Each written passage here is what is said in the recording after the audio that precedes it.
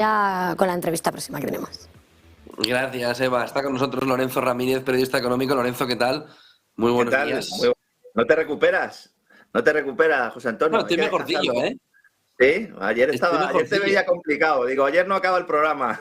Ayer estuve peor que hoy, eso es verdad. Pero la semana pasada incluso estaba peor, ¿eh?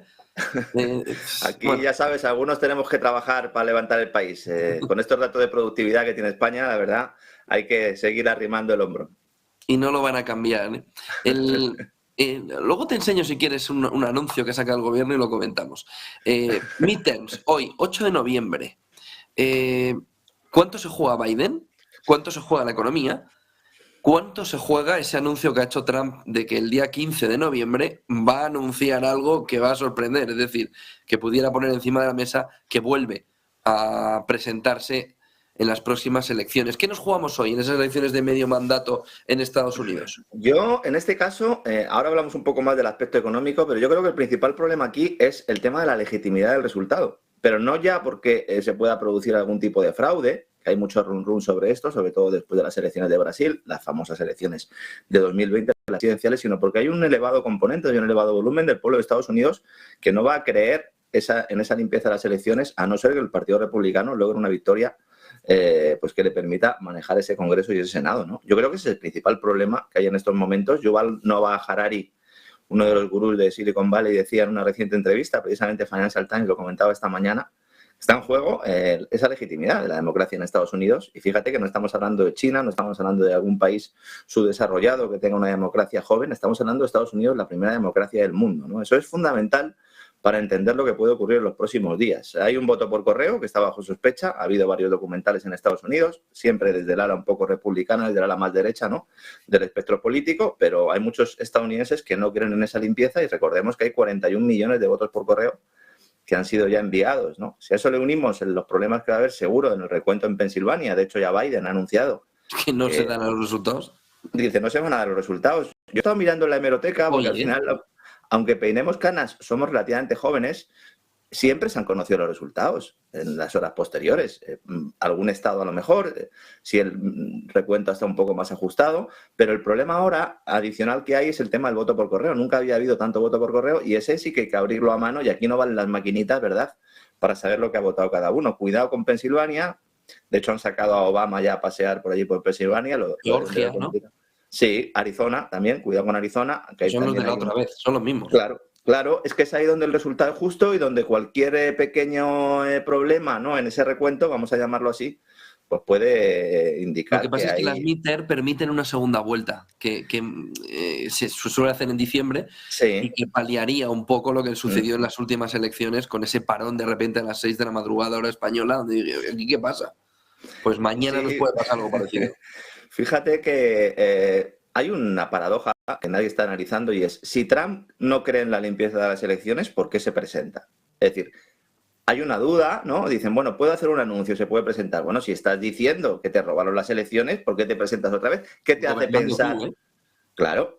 Esa es la cuestión, ¿no? Esa es la cuestión, ¿no? Luego hay un tema geopolítico muy importante. Los demócratas llevan en las últimas semanas vendiendo que es necesario un giro respecto a Ucrania, cuando ha habido prácticamente un consenso notable en que había que apoyar al ejército ucraniano y especialmente al gobierno de Kiev. Esa información del Washington Post, de la que llevas hablando un par de días, yo considero muy relevante porque es un poco enseñar la patita y decir, oiga, señores, que nosotros en un momento dado tampoco estamos todos de acuerdo en seguir con el tema de Ucrania, y esto también tiene un componente electoral. A los estadounidenses no les gusta el follón en el que se ha metido Estados Unidos en Ucrania, ese apoyo tan claro de la OTAN al gobierno de Zelensky, teniendo en cuenta, pues insisto, que Ucrania no es un país OTAN, pero bueno, no vamos a entrar en esto, ¿no? La posibilidad de acuerdo entre Ucrania y Rusia, que es otro de los un cisne negro, ¿no?, comentabas tú antes cuando hablabas con Pablo Gil. Esto sale de Estados Unidos. Zelensky ya ha dicho que se sienta con cualquiera menos con Putin, pero a quien no se le ha preguntado es a Rusia. Y Rusia lleva esperando que venga el frío, lleva esperando que hiele ese terreno para seguir avanzando posiciones, lo cual también nos dice que buena parte de ese discurso oficial que dice que Rusia está en las últimas también es falso. Ahí también tenemos un problema de credibilidad, ¿no? Es verdad que si... Esta mañana, Lorenzo, hemos conocido que, decía Reuters, que por primera vez desde el inicio de la guerra de Ucrania, Rusia y Estados Unidos están discutiendo celebrar conversaciones sobre armas nucleares estratégicas y que había vetado Rusia a Suiza como país en el que se pudiera hacer esa reunión, que era lo tradicional, era el lugar tradicional, porque consideraba Rusia que ya no era lo suficientemente neutral después de imponer sanciones a Rusia sobre Ucrania, y que el terreno que se está moviendo es Oriente Medio. Pero sería un nuevo tratado START, que es el tratado famoso sobre la reducción de armas nucleares, que todavía está en vigor. Ese tratado START no se ha vuelto a reunir Estados Unidos y Rusia desde el inicio de la guerra de Ucrania. Ojo, porque sería una visión de que le está llevando de la mano Estados Unidos, ¿no?, a Ucrania. Es decir, tendría que sentar. Si me siento hasta yo, ¿por qué no te vas a sentar tú? Sí, y además aquí sí que hay un pivote, porque aquí sí que cambiaría progresivamente ese centro de decisiones. Fíjate si Oriente Medio pasa a ser un poco ahí el territorio neutral, porque Rusia no se fía de Suiza, porque ya considera que toda Europa es OTAN. Es decir, ya para Rusia toda Europa es OTAN. Y esto liga un poco también con lo que estabais comentando antes, que me parece también muy relevante. Haya o no acuerdo, la crisis energética se va a mantener, porque las políticas de transición energética que se han iniciado y que se van a seguir potenciando van a continuar, y esas son profundamente inflacionarias. Nord Stream 1 no se va a arreglar de la noche a la mañana, y si se arregla, pues antes también lo comentaba Pablo, es difícil que otra vez se vuelva a esa dependencia del gas ruso, ¿no? Luego hay otro factor muy relevante, ¿no? Si Biden efectivamente o los demócratas pierden el Congreso, pierden el Senado, pues efectivamente tendrá problemas este gobierno para poder lidiar con la recesión. Esto también tiene su componente positivo, es decir, puede no producirse esos incrementos de gastos. El plan famoso de infraestructura de Biden podría no llevarse a buen puerto, o por lo menos no ejecutarse completamente, y ahí se perdería un escenario inflacionario importante. Ahora, el mayor riesgo yo creo que es que Biden no está en condiciones físicas ni mentales para ser presidente de Estados Unidos, y esto es algo que ya se está poniendo en la mesa con claridad en muchos medios de Estados Unidos, que es algo que más o menos se le ha puesto sordina, ¿verdad?, en los últimos tiempos, pero hay serias dudas de que Biden esté con capacidades. Bueno, es que es notable, es que prácticamente en cada intervención que tiene, más allá de las bromas que hagamos, esto es gravísimo y es muy relevante, ¿no? Si los republicanos logran ese mayor control, pues se pondrán freno a muchas incertidumbres, pero se crearán otras, y ese gobierno del pato cojo va a ser muy complicado con Estados Unidos en la recesión, a tarde que los bancos de inversión ayer, ¿no?, dijeran que esa recesión casi la descartan, ¿no? Esto parece la broma semanal con la que empezar el lunes y el martes, ¿no? Una cuestión final. Vimos ese viaje de Olaf Scholz a China durante el pasado viernes. Vimos los datos económicos que además mostraba China, sobre todo cómo la balanza comercial entre ambos países había abierto ahí una boca como de tiburón, ¿no?, que le cogía ya directamente y ampliaba, ¿no? Y vimos cómo había un movimiento muy importante en los puertos alemanes, y también en una empresa de semiconductores alemana que podría intercambiarse, porque vuelva la energía, sobre todo el petróleo de China. ¿Qué sucedió hace 2 semanas? Que China dijo que ya no quería mandar gasolina a Europa. Gas natural. Claro, ¿qué hizo Scholz? Marcharse a China a pedirle que, ¿qué quieres? ¿25% de los puertos? Tómalos. Porque Scholz estaba bloqueando la compra del 25% de los puertos hasta que China dijo que dejaba de mandarle cosica ya para acá de los rusos. Ojo con ese movimiento y ojo. Pero China, Alemania, eso está enfadando además mucho a Estados Unidos. Bueno, le faltó tiempo a Blinken, ¿no?, para mandarle un rapapolvo al gobierno alemán, aunque luego salió en rueda de prensa, después de esa rueda de prensa a los ministros del G7, para decir que no pasaba nada y que Olaf Scholz había ido a China con el permiso de Estados Unidos, ¿no?, mostrando una vez más que Alemania cada vez más es un protectorado. Lo que pasa es que aquí hay un elemento fundamental. Alemania es el aspecto clave, el país clave para llevar la estrategia OTAN en Europa. Lo estamos viendo sobre todo en los últimos meses, pero es que al mismo tiempo China es el mayor socio comercial de Alemania. El 46% de las empresas industriales alemanas necesitan proveedores intermedios de Pekín. El ministro de Finanzas alemán ha vuelto a reiterar, dice que China es un importante socio comercial, pero que el Partido Comunista es un rival sistémico. Esto como come, nadar y guardar la ropa, no se puede. Pero mándame la energía. Claro, pero ¿qué pasa? Que Alemania ha estado rellenando sus almacenes en buena medida gracias al gas que venía de China, gas natural licuado a través de esos buques metaneros, y que China ha decidido que ya no iba a seguir exportando, decían ellos, que para cubrir la demanda interna, ¿no? La exposición del sector privado alemán a China es enorme. Volkswagen vende el 40% de sus coches en China. Siemens tiene el 13% de sus ingresos en China. La facturación de BASF, que es una de las mayores químicas de referencia, que además va a abrir ahora una planta en China, el 15% de su facturación depende de China. Y además, como bien decías, ahora mismo se está negociando la venta de una fábrica de semiconductores en Dortmund a través de una filial de una empresa china que está en Suecia y que a partir de ahí pues parece que le van a dar luz verde, ¿no? Sobre el tema de Hamburgo también es muy importante resaltar que China se está haciendo con una red portuaria muy importante, mundial. COSCO, la empresa COSCO, se está haciendo con esa red portuaria y esto puede también generar presión a largo plazo desde un punto de vista geopolítico porque, oye, al final el puerto de Hamburgo ha comprado una cuarta parte de ese puerto, tenía todo el gobierno Scholz en contra, él parecía que era el más proclive a llegar a este acuerdo. ¿Qué le habrá prometido China para haber convencido a sus ministros y haberlo aprobado en Consejo de Ministros esta operación, ¿no? Evidentemente necesita mucho Alemania-China, especialmente si cortan los lazos con Rusia, ¿no? Y luego, pues, hay elementos también que nos indican que Alemania, aparte del gas, está potenciando esas fuentes de energía también desde un punto de vista, olvidándose bastante del tema del cambio climático. El carbón, está claro, está desmantelando ahora mismo parques eólicos, está quitando molinos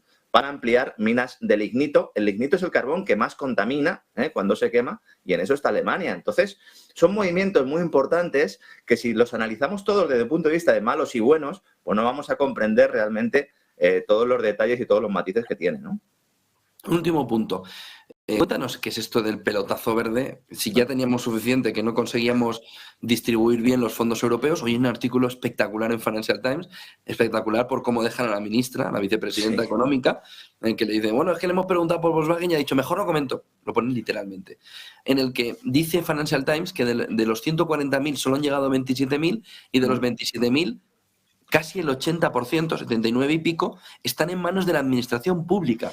Y solo un poquito más, 20 con algo, está en manos de las empresas y de los proyectos. Yéndose Volkswagen, Ford, todos. Y sin embargo, Maersk ha trincado, pero bien, en un momento además en el que estamos al lado del colapso que puede provocar la huelga de transportistas. Sí, vamos a ver, en el tema de, bueno, Calviño va a pedir, ha dicho hoy que va a pedir otros 6.000 millones del Next Generation EU. Hay que recordar que Europa nos ha bloqueado la entrega de dinero porque no cumplimos un hito, creo que es el 147, estoy hablando un poco de memoria, que es el hito que dice que tenemos que tener una auditoría. Es decir, lo que dice Bruselas dice, oye, claro, dices, es que no sabes dónde está la pasta. Claro que lo saben, la pasta está fundamentalmente en las comunidades autónomas.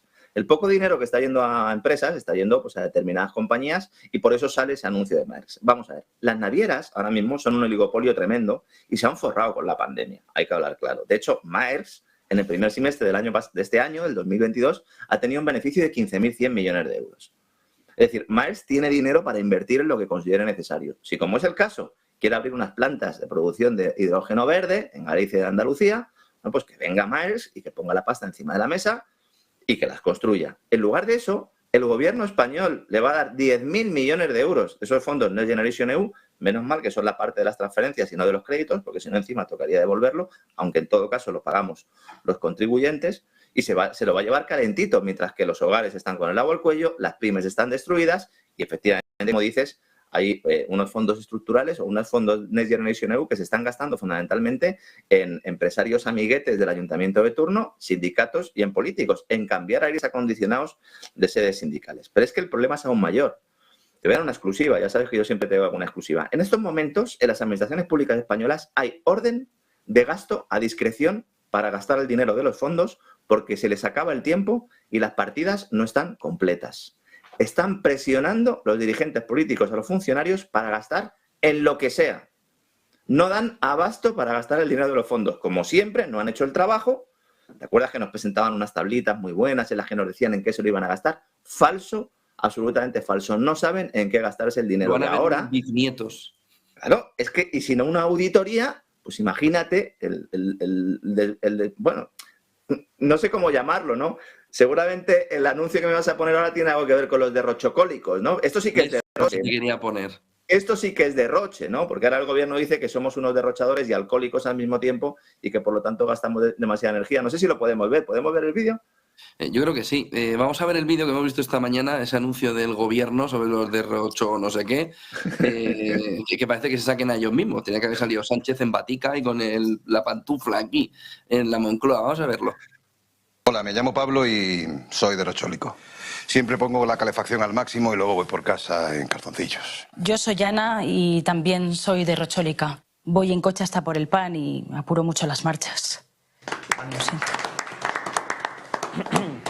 yo soy Jesús y en cuanto hay 3 platos pongo el lavavajillas.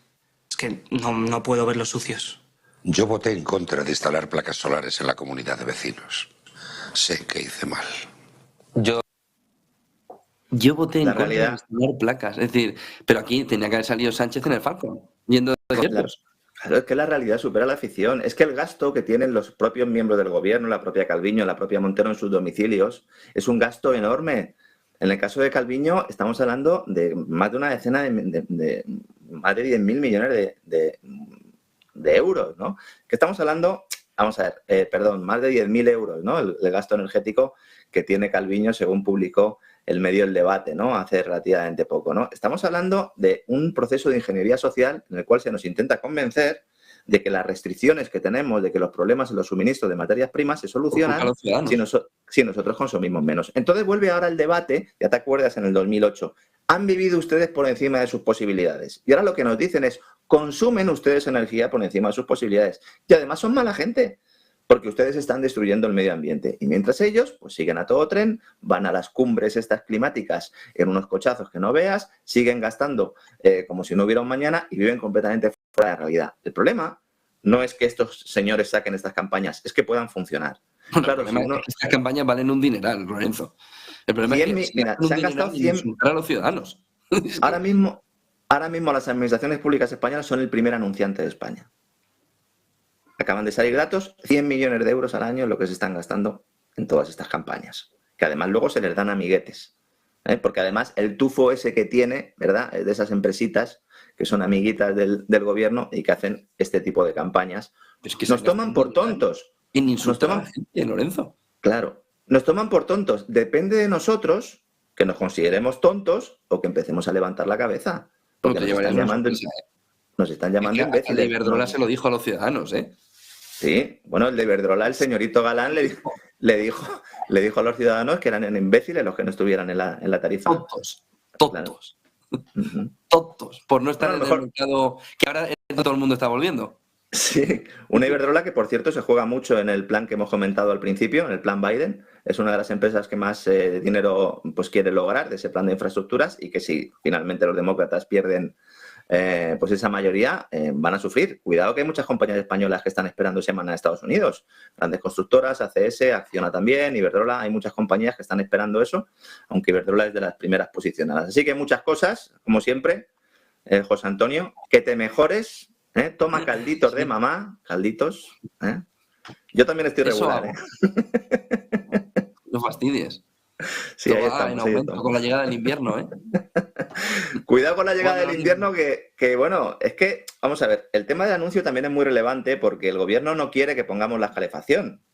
Porque si ponemos la calefacción, entonces a lo mejor hay que comprar más gas. Y si hay que comprar más gas, pues a lo mejor hay que hacerlo a un precio superior, ¿no? Y yo creo que eso es lo que hay Más detrás. que han calentado ellos el precio en verano, diciendo a los otros vientos que iban a comprar todo lo que le vendieran al precio que se lo vendieran, que es la mejor estrategia compradora. Pero bueno, gracias, Lorenzo Ramírez. A ti, Tenemos como siempre. hoy midterms. Vamos a ver qué pasa con Biden. Buen día, Lorenzo, y buen negocio. Igualmente. Un placer como siempre. Un abrazo. 10:33, hasta aquí este tiempo de Business Connection con un mercado